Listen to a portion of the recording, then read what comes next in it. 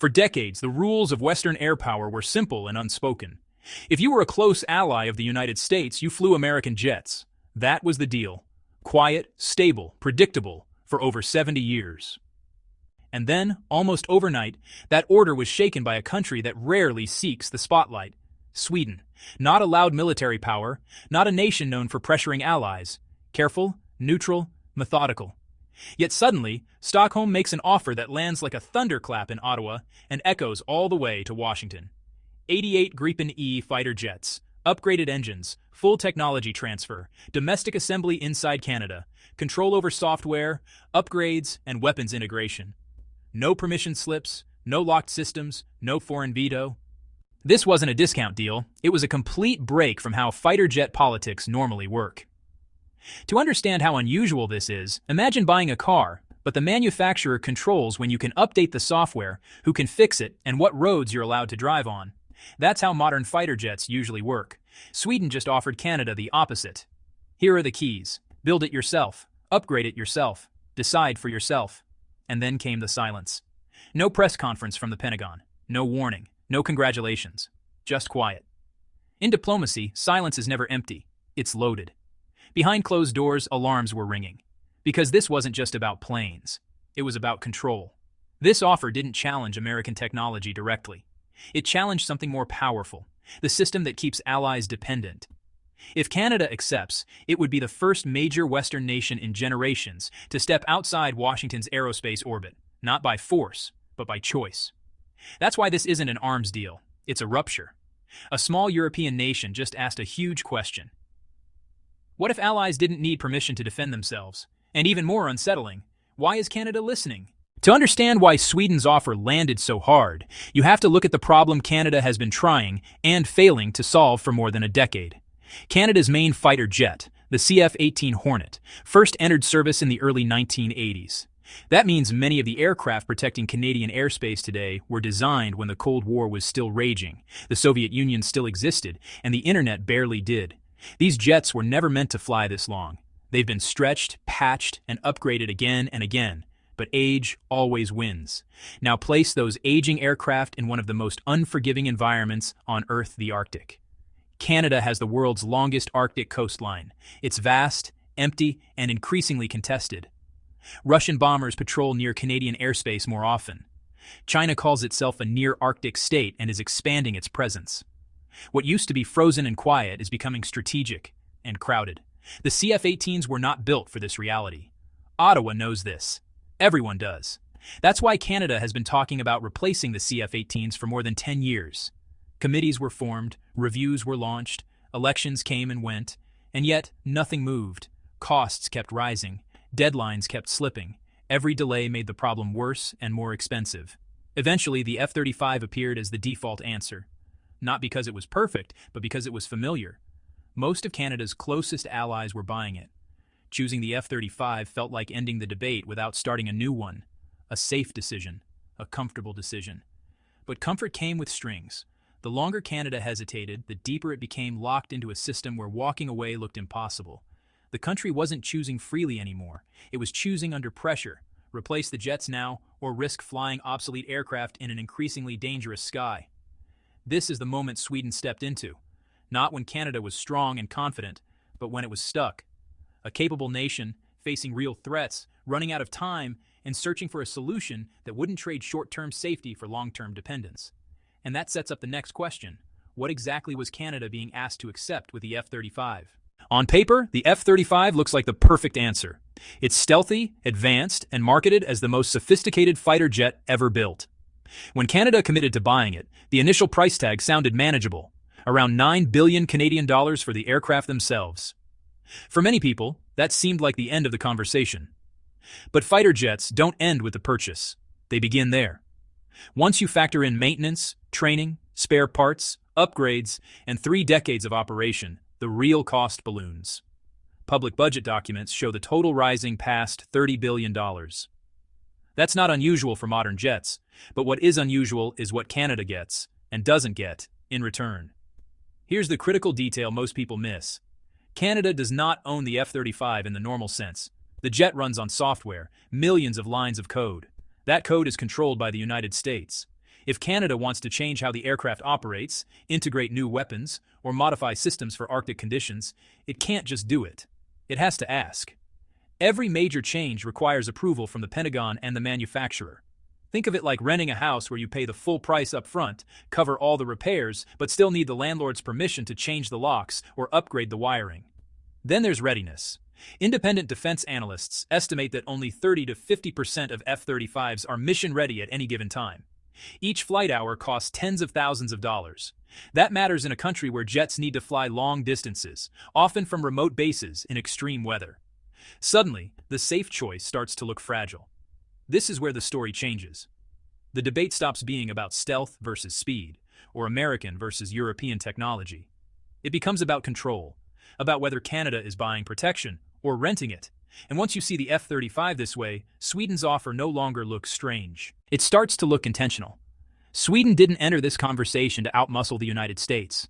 It entered with a completely different idea of what air power is supposed to be. The Gripen E is not designed to dominate the world. It's designed to survive it.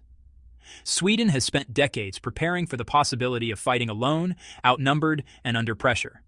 That mindset shapes everything about the Gripen. It can take off from short runways and even straight stretches of highway. It can be refueled and rearmed by a small crew in minutes. It doesn't rely on massive bases or complex logistics chains that can be knocked out in a crisis.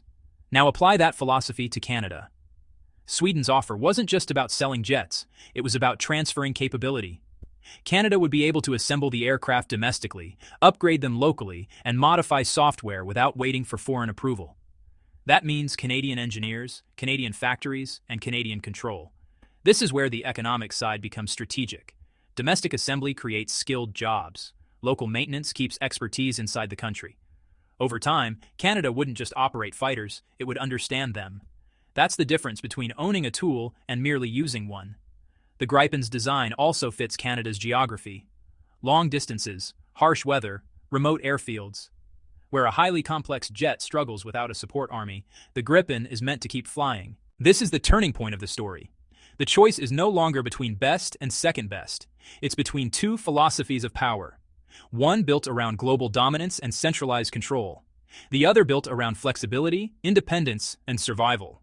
And that difference is exactly why this offer makes Washington nervous. Here's where the story shifts from Canada's choices to the global chessboard. The Gripen isn't frightening because it's faster, stealthier, or more expensive. It's frightening because it doesn't need the United States. For over 70 years, Washington's approach to defense alliances has relied on control. Sell allies a fighter jet, and you also sell influence. Software locks, supply chains, and upgrade approvals aren't technicalities. They're levers of power. If a country wants to modify its aircraft, it has to ask permission. That means the United States shapes not just how allies fight, but how they think about defense.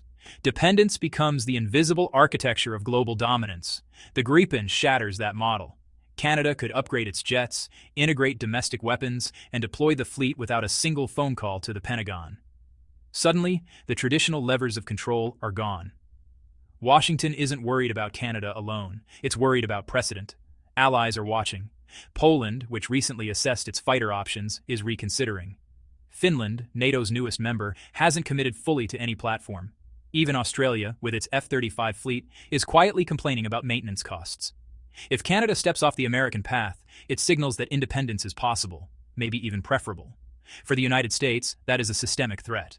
Not a military threat, but a strategic one.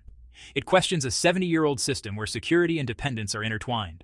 One nation choosing autonomy could start a domino effect that reshapes alliances, defense economics, and influence across Europe and the Pacific.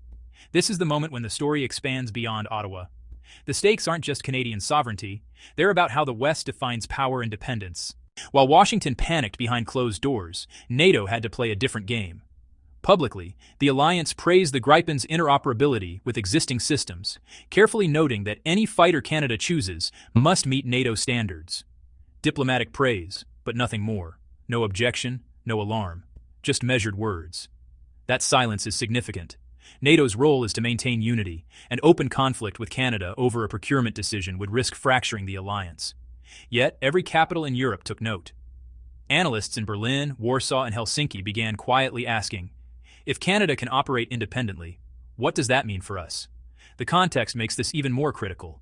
Since Russia invaded Ukraine, European nations have been rethinking their defense strategies. Arctic and Baltic security are no longer theoretical concerns. They are urgent priorities. Allies want strong partnerships, but they are wary of overdependence on Washington. The Gripen's offer to Canada highlights a potential alternative collaboration without surrendering autonomy. For Canada, this means its choice is being scrutinized not just in Ottawa and Washington, but across the Atlantic. Every NATO member understands that one mid-sized nation asserting independence could slowly reshape the alliance's decision-making patterns. In this tense atmosphere, Canada isn't just picking a fighter jet, it's testing the boundaries of alliance loyalty and exploring the possibility that autonomy and cooperation could coexist. Now we reach the heart of the decision. Canada stands at a crossroads, and the choice is bigger than aircraft. It's about who the nation wants to be. On one path lies Washington and the F-35. Stealth, deep NATO integration, and a familiar system. Safety, predictability, and decades of alliance history. But with it comes a catch: decades of dependency. Every upgrade, every modification, every strategic decision tied to American approval. Security guaranteed, but autonomy sacrificed. On the other path lies Stockholm and the Gripen. Autonomy, affordability, adaptability. A system built to survive harsh conditions, operated and upgraded entirely by Canada. Domestic jobs, technical expertise, and long-term industrial growth. But there's political friction with Washington, scrutiny from some allies, and the pressure of charting a path others haven't fully tested. It's a classic dilemma. Security or self-determination, protection or independence. The stakes are real, not theoretical. Canada isn't just buying jets, it's defining its role on the world stage. Will it remain a comfortable follower in the alliance system or become a nation that sets its own rules and capabilities? For Canadians, this is more than a procurement debate. It's a question of identity. The decision will echo through decades of defense policy, industrial strategy, and national pride. The world is watching. Allies are observing. And history will judge how Ottawa balances the need for security with the desire for sovereignty. Stepping back, Canada's choice isn't just a national story. It's a signal to the world. For 70 years, the United States set the rules of fighter aviation for its allies. It decided what they flew, how they maintained it, and how independent they could be. That system delivered security, yes, but it came at the cost of autonomy. Now, that monopoly is being questioned. Sweden's Gripen offer shows that independence is possible, that allies can operate sophisticated defense systems without asking for permission. If Canada takes this path, it could inspire others to reconsider their reliance on centralized control. Poland, Finland, even Australia might see a new way forward. The balance of power could shift, not because of a war or a new weapon, but because one nation chose sovereignty over dependency. And that brings us to the bigger question. When security and independence collide, which matters more? Can a nation truly be secure without the freedom to decide for itself? Or does seeking autonomy always invite risk, friction, and uncertainty? This isn't a hypothetical exercise, it's a real-world decision that will shape alliances, defense strategies, and industrial futures for decades. Canada's choice will be studied, debated, and perhaps followed by others. It's a moment where strategy, identity, and values intersect. So, what would you do if you were making this decision? Would you stay with the familiar safety of the F-35 or embrace the bold promise of the Gripen, and along with it, a chance to define your own path in the skies?